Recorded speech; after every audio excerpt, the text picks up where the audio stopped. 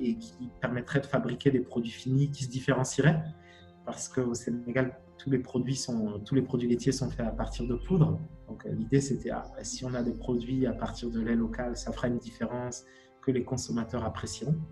Et puis voilà, à partir de là, une pompe serait enclenchée. C'était vraiment une idée idéaliste. Hein. Une pompe serait enclenchée et on pourrait développer l'élevage. Et il nous manquait de vision financière, finalement. On avait un bon projet opérationnel, mais on ne voyait pas très bien comment on allait le financer, finalement. Disons ça comme ça. La culture des business plans, de l'apport de l'augmentation de capital, des banques, on ne connaissait pas très bien ce monde-là. On a eu la chance de rencontrer IEP, quasiment au moment où IEP se mettait en place. IEP nous a apporté ça, nous a apporté vraiment la relecture de notre projet avec un angle financier. Qu'est-ce qu'il fallait pour le structurer, quels étaient les risques, etc.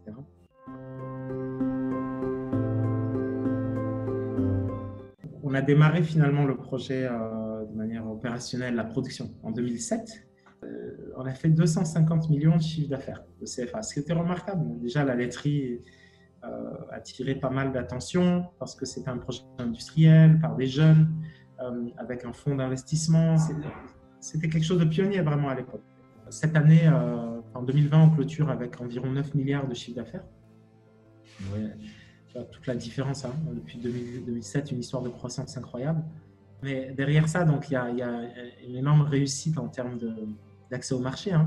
La marque Dolima est devenue une des marques les plus fortes de sa catégorie au Sénégal. Et puis, sur la partie des impacts, ça aussi, depuis l'origine, on a une... Enfin, ça aussi, c'est très proche de la trajectoire d'IEP, finalement. Il y avait cette intuition que les métiers cœur étaient fondamentaux.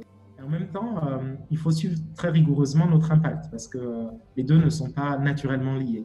Donc, bon, non seulement on est 500 employés à peu près à la laiterie, ça c'est énorme, 500 emplois directs, mais en plus on a sous gestion, disons, à peu près 2500 emplois parce qu'il y a tous les éleveurs, il y a 900 fournisseurs à la fin de l'année 2020, 900 fournisseurs de lait. Chez les éleveurs, on ne fait pas cacher du lait, on leur donne tout un tas de services et d'accès à des facteurs de production pour qu'ils produisent mieux et qu'ils gagnent mieux leur vie par la vente de lait, par leur activité traditionnelle. Finalement, on les professionnalise. On a toute une trajectoire qui part de l'existant traditionnel pour l'amener vers un niveau effectivement professionnel à tout point de vue. Gagner de l'argent, avoir accès au crédit, avoir accès à la connaissance, avoir des alternatives pour la génération suivante.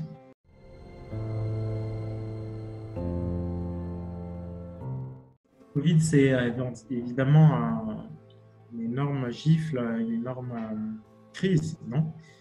Nous, on a énormément de chance. La laiterie du Berger, c'est une société qui vend des aliments, et donc des aliments de base en plus. Le yaourt au Sénégal, c'est un aliment de base, mais à côté du tourisme, à côté du transport, on n'a pas été affecté. Donc ça, nous, on a de la chance. Affecté dans notre chiffre d'affaires. Alors, affecté dans nos opérations complètement. Une boîte qui voit tous les jours, matin et soir, 900 éleveurs, et qui voit tous les jours des milliers de points de vente. Et tout ça revient dans un site industriel. Voilà. Nous, on était vraiment un site où il y allait avoir des cas. Donc, d'où la nécessité de mettre en place vite des mesures hygiéniques exemplaires. D'abord, on a pu faire du gel hydroalcoolique parce que finalement, quand on est un industriel, c'est pas très compliqué. Et on a eu le soutien de la Fondation Mastercard pour donner cet alcool non seulement aux éleveurs, donc élargir l'écosystème, pas que la laiterie, mais les éleveurs et les boutiquiers. En construisant des PME, on construit des choses inattendues. Une laiterie, c'est pas censé faire de l'alcool, c'est pas censé organiser, relever le niveau d'hygiène dans tout un écosystème comme ça. Des centaines d'éleveurs, des dizaines de milliers de points de vente. Je pense que ce genre d'externalités, elles sont possibles si on a des entreprises structurées, tout ça. Donc, la collaboration entre industriels et tout ça, c'est possible avec le type d'entreprise qui est construite par IEP. C'est plus difficile quand on est informel. Il n'y a rien pour les accompagner en cas de crise. Ils sont vraiment délaissés pour compte. Ils ne sont pas représentés, ils ne peuvent pas se regrouper pour parler de leurs problèmes, ils n'ont pas accès à de la formation, etc. Et finalement, on ne sait pas quoi faire. Et donc, en phase de crise, c'est le chaos. Et donc, globalement, la résilience de tous nos systèmes là, économiques, etc., elle est vraiment plus forte quand on a un maillage d'entreprise structuré. Et ça, finalement, enfin, encore une fois, hein, ça, pour moi, c'est la vision du départ de IEP. Il faut mailler, il faut augmenter euh, le tissu de PME formel d'une certaine taille, parce que ça accélérera le développement des pays. Enfin, donc, ça me paraît tellement évident en face d'une crise comme le Covid.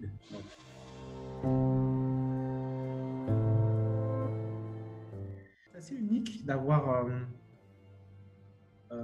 on l'a vu dans le cas de la laiterie, en fait, une entreprise qui veut mettre en place une filière, ça c'est le cas de la laiterie, et donc qui par définition est un observatoire. Ça a permis, par exemple, d'engager sérieusement une discussion avec le gouvernement sur la nécessité de revoir les taxes sur certains produits laitiers. C'est ça l'enjeu. Le lait local est plus cher que le lait en poudre, donc les industriels n'achètent pas le lait local. Donc ça maintient un statu quo dans lequel les éleveurs ne sont pas associés à la réussite de l'expansion de la consommation sur le produit laitier au Sénégal. Ça, voilà, bon, ben, c'est une des mesures qu'il fallait prendre. On a réussi grâce à la confiance que le gouvernement a en nous, grâce aux chiffres d'impact qu'on a pu mettre en avant sur la création d'emplois en amont, l'enrichissement des éleveurs, le fait qu'ils commencent à faire du crédit parce qu'ils ont des contrats d'achat du lait sur plusieurs années, etc. etc. Donc, pour l'entrepreneuriat, c'est la même chose. L'entrepreneuriat, identifier les entrepreneurs, les motiver, donc les mettre dans une trajectoire où ils voient d'autres entrepreneurs, où ils se disent ça c'est possible, où ils font face à des défis habituels des entrepreneurs, les questions de choix, les questions de définition de la réussite, de famille, de patience, etc., de compromis. Enfin, finalement, tous les entrepreneurs, quelque part, se ressemblent et toute leur trajectoire, que l'entreprise soit une laiterie ou une start-up informatique ou une fintech ou un fonds d'investissement, finalement, les trajectoires se ressemblent. Et donc, s'occuper de ça, s'occuper des entrepreneurs, s'occuper de réseaux d'entrepreneurs,